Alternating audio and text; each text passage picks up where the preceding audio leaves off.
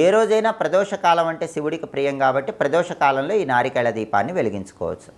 ఈ నారికేళ దీపాన్ని ఎలా వెలిగించాలంటే మీ గృహంలో పూజా మందిరంలో పరమేశ్వరుడి చిత్రపటానికి లేదా లింగస్వరూపానికి గంధం బొట్లు కుంకుమ బొట్లు పెట్టి ఆ తర్వాత శివుడి దగ్గర ఒక పీట ఏర్పాటు చేసుకోవాలి. పూజలు చేసుకోవటానికి ఉపయోగించే ఒక చిన్న పీట ఏర్పాటు చేసి ఆ పీటకు పసుపు రాసి కుంకుమ బొట్లు పెట్టి ఆ పీట మీద ఒక రాగి పళ్ళాన్ని ఉంచాలి లేదా ఇత్తడి పళ్ళాన్ని ఉంచాలి.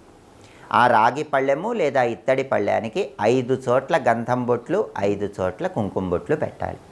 ఆ తర్వాత గంధం కొద్దిగా తీసుకొని ఆ గంధంలో వీలైతే గంగాజలం కొద్దిగా కలపండి, వీలు కాకపోతే మామూలుగా మంచినీళ్ళు కలిపి తడి గంధం తయారు చేసుకోండి.